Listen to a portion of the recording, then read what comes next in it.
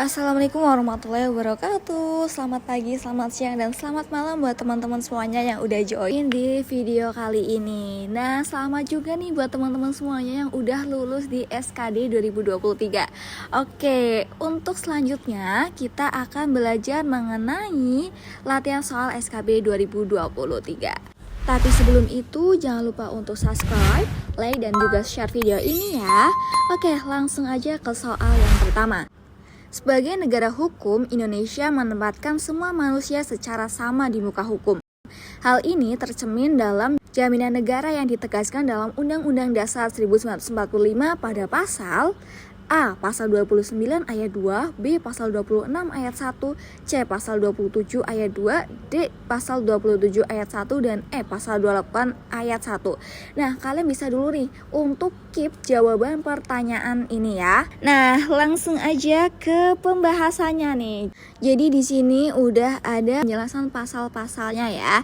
Nah, di pasal 29 ayat 2 ini lebih ke menjamin kemerdekaan. Sedangkan soalnya itu untuk secara sama ya, kedudukan di Indonesia itu rata, nggak ada kecualinya ya. Jadi untuk A ini lebih ke menjamin kemerdekaan tiap-tiap penduduk ya. Berarti jawabannya itu salah, yang A kita diskualifikasikan dulu. Yang B pasal 26 ayat 1, yang menjadi warga negara ialah orang-orang bangsa Indonesia asli ya. Dari kata pertama aja ini udah nggak sesuai ya Rek ya. Langsung aja yang C, pasal 27 ayat 2, tiap-tiap warga negara berhak atas pekerjaan dan penghidupan yang layak bagi kemanusiaan.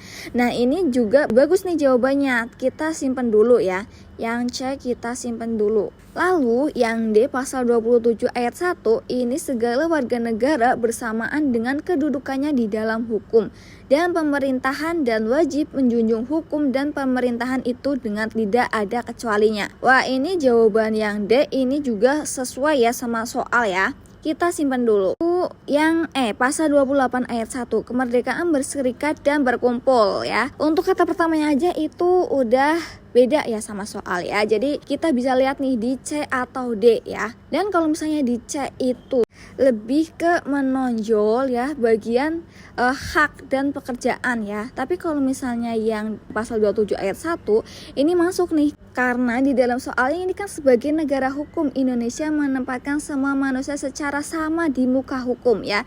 Jadi yang manusia sama secara hukum itu bisa digarisbawahi ya. Jadi kita bisa pilih yang D ya, jawaban yang benar itu yang D. Lalu pertanyaan selanjutnya. Di bawah ini yang merupakan tata urutan tahapan persidangan yang benar adalah, kita bisa lihat dulu ya. Jadi kalau misalnya tata urutan persidangan, kalian bisa pilih dulu jawabannya. Kalau sudah pilih ya, kalau misalnya kalian mungkin mau mikir dulu, kalian bisa di pause dulu ya. Lalu langsung aja masuk ke pembahasan. Untuk tahapan persidangan itu yang pertama mediasi atau upaya damai. Nah, di sini majelis hakim akan berusaha untuk menasehati para pihak untuk berdamai. Lalu tahap kedua itu pembacaan gugatan atau permohonan. Bila upaya damai nggak berhasil, majelis hakim akan memulai pemeriksaan perkara dengan membacakan gugatan pemohon atau penggugat atau pemohon. Nah, tahap ketiga jawaban tergugat atau termohon. Nah, kesempatan tergugat atau termohon ini bisa untuk menjawab gugatan atau permohonan penggugat atau pemohon. Bisa secara lisan maupun tertulis ya. Nah, tahap keempat ini ada replik. Kesempatan penggugat atau pemohon untuk menanggapi jawaban tergugat atau termohon. Bisa secara tulis maupun lisan ya. Yang kelima adalah duplik. Duplik ini kesempatan tergugat atau termohon untuk menjawab kembali tanggapan atau replik ya, penggugat atau pemohon baik secara lisan maupun tertulis. Lalu yang keenam ini pembuktian. Pada tahap ini baik penggugat atau pemohon akan dimintakan bukti untuk menguatkan dalil-dalil gugatan atau permohonannya, dan tergugat atau termohon akan dimintakan bukti untuk menguatkan bantahannya. Lalu tahap ketujuh ini kesimpulan ya. Penggugat atau pemohon dan tergugat atau termohon menyampaikan kesimpulan akhir terhadap perkara yang sedang diperiksa. Lalu nih tahap ke-8 itu musyawarah majelis. Majelis hakim akan bermusyawarah nih untuk mengambil keputusan mengenai perkara yang sedang diperiksa. Lalu yang ke-9 kemudian pembacaan putusan. Nah, di sini majelis hakim akan membacakan putusan hasil musyawarah majelis hakim. Lalu mana nih jawaban yang paling tepat? Nah, berdasarkan pilihannya kita bisa lihat ya bahwa yang paling tepat itu ada di B ya. Mediasi, pembacaan gugatan, jawaban, replik, duplik, pembuktian, kesimpulan, musyawarah majelis, dan pembacaan putusan. Pertanyaan selanjutnya, yang tidak termasuk lembaga-lembaga peradilan yaitu kecuali.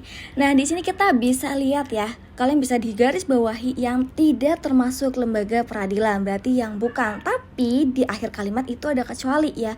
Kalian jangan sampai terkecoh ya. Berarti sebenarnya ini pertanyaannya kalau misalnya ada kata kecuali dan ada kata tidak nih ya, berarti itu sama aja kayak yang termasuk lembaga peradilan.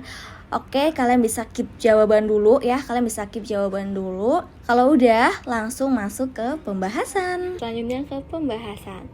Lembaga peradilan di Indonesia itu ada di Mahkamah Agung. Nah, Mahkamah Agung ini adalah badan peradilan yang tertinggi ya.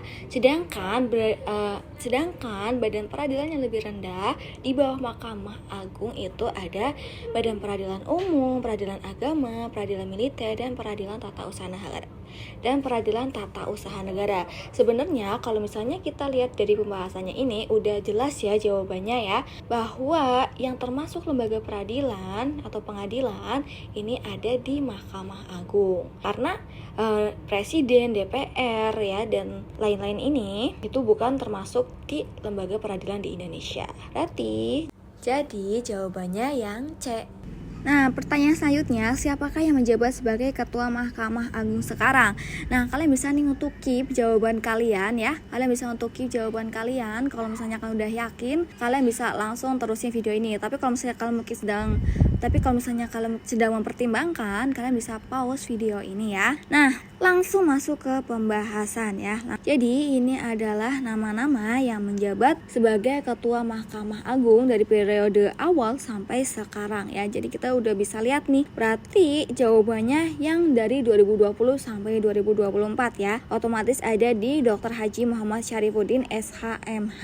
Nah, itu berarti ada di C ya. Tapi ya aku saranin kalian bisa nih untuk pahami juga siapa aja yang pernah menjabat sebagai Ketua Mahkamah Agung, karena kita nggak tahu nih apakah nanti soal SKB-nya itu siapakah yang pertama menjadi Ketua Mahkamah Agung atau sebelum yang sekarang Muhammad Syarifuddin gitu ya. Jadi kalau misalnya aku saranin kalian bisa nih untuk hafalin yang pertama dan yang kedua sebelum terakhir ya, dari Profesor Dr. Kusuma sama Haji Muhammad Syarifuddin atau Muhammad Hatta, atau juga bisa juga dari atau misalnya ada pertanyaan lain juga, berapa jumlah Ketua Mahkamah Agung gitu ya dari awal sampai sekarang gitu ya, itu juga bisa kemungkinan muncul ya. Jadi dari periode pertama sampai sekarang itu berarti 14 yang pernah menjabat sebagai Ketua Mahkamah Agung. Kalian bisa dipahamin ya, atau bisa juga di screenshot video ini.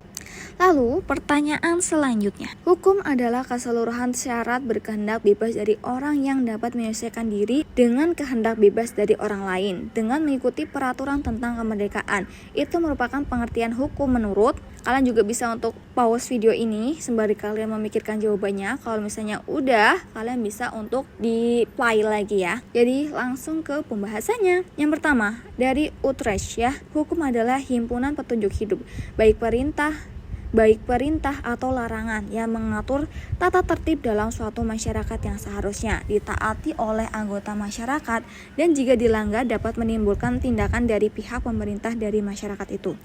Ini belum sesuai ya sama soal yang ada di pilihan ganda, berarti kita bisa skip. Lalu Van Apeldoorn, hukum adalah suatu gejala sosial, tidak ada masyarakat yang tidak mengenal hukum. Maka hukum menjadi suatu aspek dari kebudayaan seperti agama, kesusilaan, adat istiadat, dan kebiasaan. Ini juga belum sesuai ya. Langsung ke Immanuel Kant. Hukum adalah keseluruhan syarat berkehendak bebas dari orang untuk dapat menyesuaikan diri dengan kehendak bebas dari orang lain dengan mengikuti peraturan tentang kemerdekaan. Jadi ini ternyata sama ya kayak soal ya. Berarti jawabannya adalah Immanuel Kant. Tapi sebelum itu kalian juga bisa nih untuk kami juga definisikan hukum. Jadi di pembahasan ini adalah yang sering keluar di soal-soal. Jadi kalian bisa nih untuk screenshot juga ya. Atau kalau misalnya kalian mau research itu juga boleh ya. Mungkin yang menurut ahli lainnya. Di sini kan cuma ada 5. Kalian juga bisa pahami dulu yang kelima ini ya. Kalian habis itu bisa research lagi juga boleh banget. Tapi yang 5 ini yang biasanya sering banget muncul di soal. Jadi kalian bisa pahami ini terlebih dahulu ya. Karena emang gak usah dihafalin ya. Cukup pahami poin pentingnya aja. Karena gak mungkin nih kalau misalnya langsung dihafalin semuanya. Apalagi tes SKB itu bentar lagi ya Rek ya. Bentar lagi. Jadi buat teman-teman semuanya yang nonton video ini, jangan dihafalin tapi dipahamin poin pentingnya ya. Dan terima kasih banget yang udah menonton video ini. Dan tunggu video-video selanjutnya ya. Sebenarnya aku di sini juga pengen nih buat latihan soal ya untuk SKB atau try out gitu untuk SKB. Kalau misalnya kalian setuju, kalian bisa banget untuk tulis di kolom komentar ya. Dan semangat buat teman-teman semuanya. Semoga tahun depan kalian udah menjadi salah satu bagian dari Mahkamah Agung. Dan see you. Mohon maaf kata